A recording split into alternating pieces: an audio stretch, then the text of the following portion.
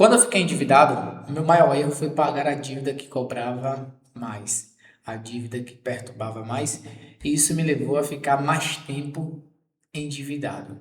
Por quê? Quando você paga a dívida errada, sem planejamento, sem estratégia, você fica mais tempo endividado.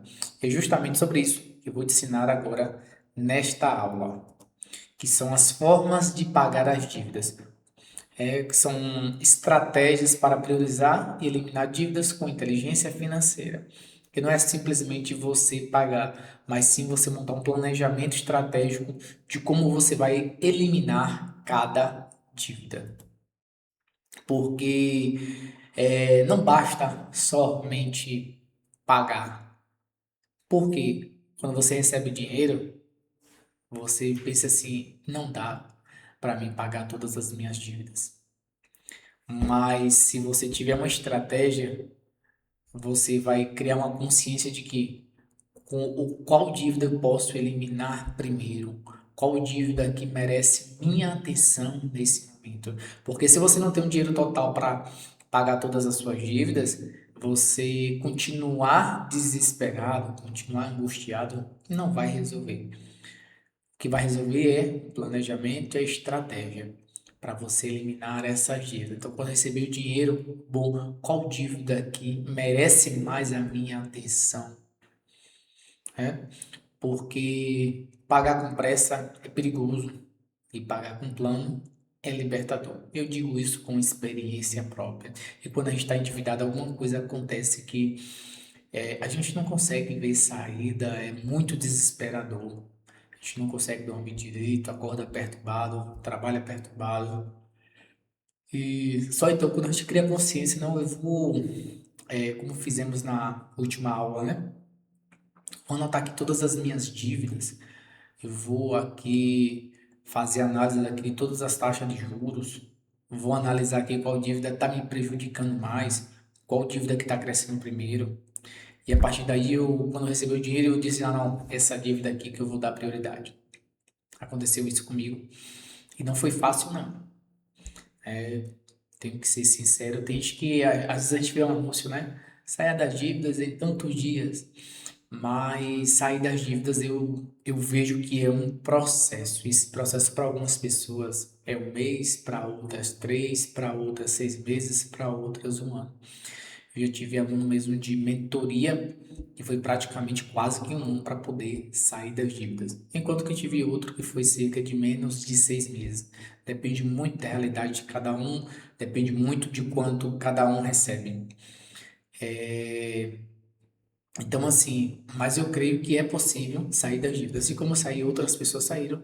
Você que está assistindo esse curso, você também vai conseguir sair das dívidas. E aqui o que você precisa entender primeiro? Analisar suas dívidas. Você já fez o seu levantamento nas aulas anteriores, já anotou todas as suas dívidas, já anotou todos os detalhes. Agora você precisa entender o que? Sinalizar qual dívida que te destrói mais rápido. Quais são aquelas dívidas que os juros são altos, que crescem mais rápido.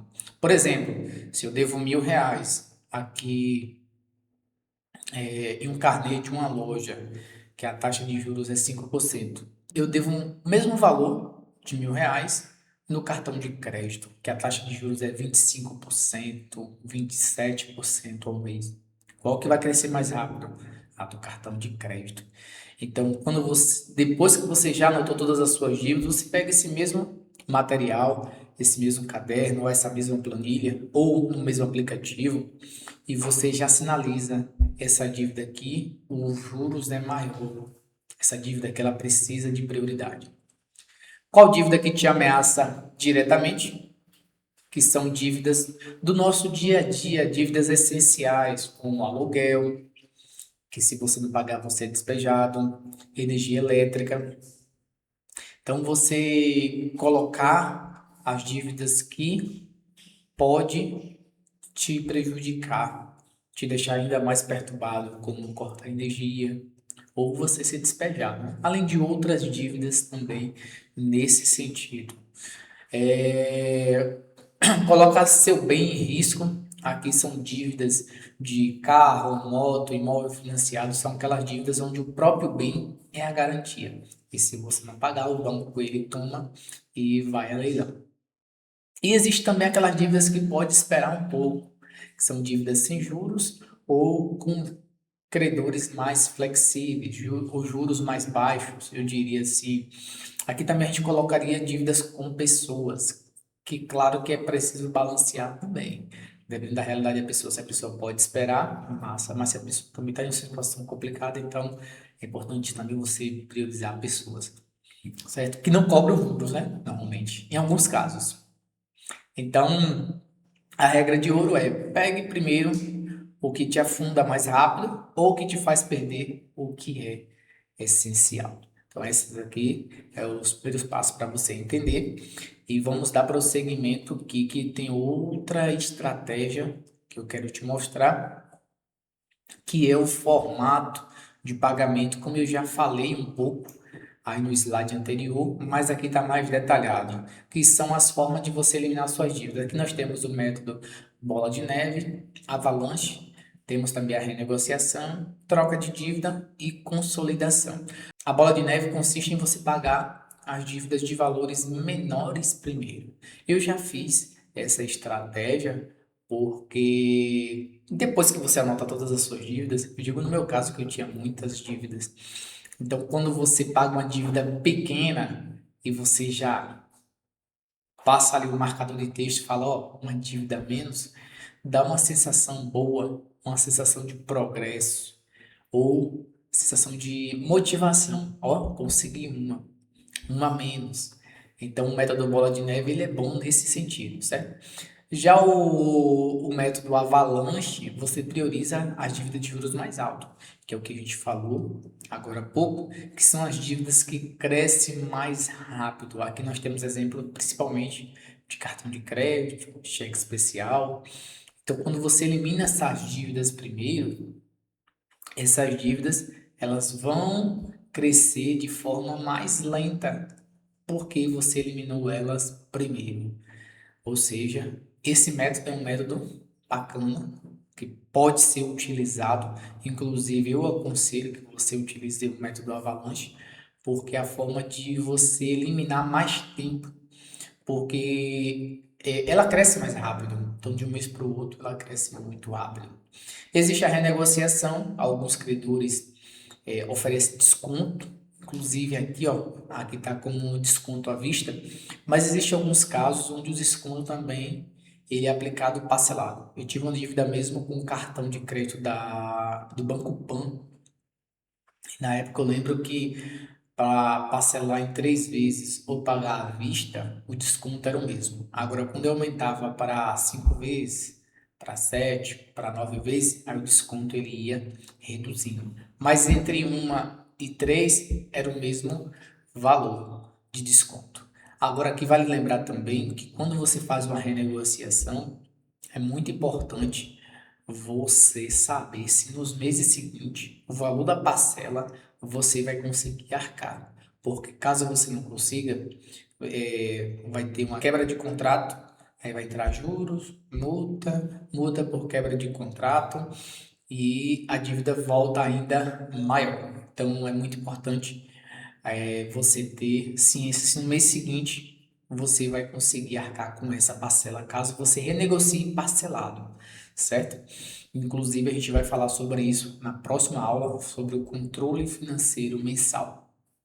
Existe também a troca de dívida, onde você substitui uma dívida cara por outra com juros menores. Exemplo, alternativo do cartão de crédito por empréstimo pessoal. Claro que isso aqui é bom avaliar, é muito importante avaliar, certo? Cada caso é um caso. Consolidação junta várias dívidas em uma única parcela com menor taxa, simplificando o controle financeiro. É uma outra estratégia também. Aqui eu trouxe esse comparativo para você ter uma noção mais clara, certo? Temos do lado de um lado bola de neve, do outro lado avalanche. Bola de neve, como eu já disse, dívidas menores, você ganha motivação rápida, e avalanche é foco em juros altos.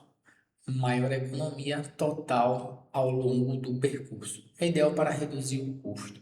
Se você eliminou a dívida com juros maior, significa que no mês seguinte ela não vai aumentar tanto quanto está agora.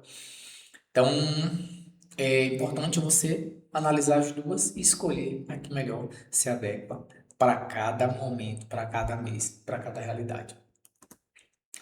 E existem as dívidas com garantia, que são aquelas que eu já citei, que é as dívidas de financiamento imobiliário, financiamento de veículo, moto, porque essas dívidas você corre o risco de perder, onde o próprio bem é a garantia, então se acontecer qualquer coisa, o banco vai lá e toma o bem. E o problema é que você já pagou, né? E uma parte que você já pagou, então se você perder é ainda mais complicado. E inclusive se você utilizar da moto ou do carro para trabalhar, ainda tem a consequência também no seu transporte. Então é uma dívida também que inclusive eu digo que ela é mais importante do que a dívida de juros maior. A dívida com garantia é preciso você dar extrema prioridade.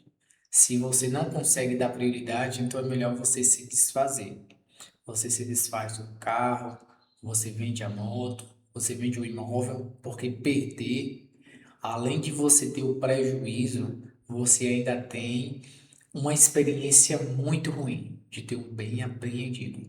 E eu conheço pessoas que já passou por essa situação e que demorou muito tempo para poder se recuperar, sendo que poderia montar essa estratégia de se desfazer do bem e ficar tranquilo. Por exemplo, digamos que você tem um carro aí de 60 mil, você ainda deve ao banco 40 mil, você já pagou 20, né, do seu financiamento.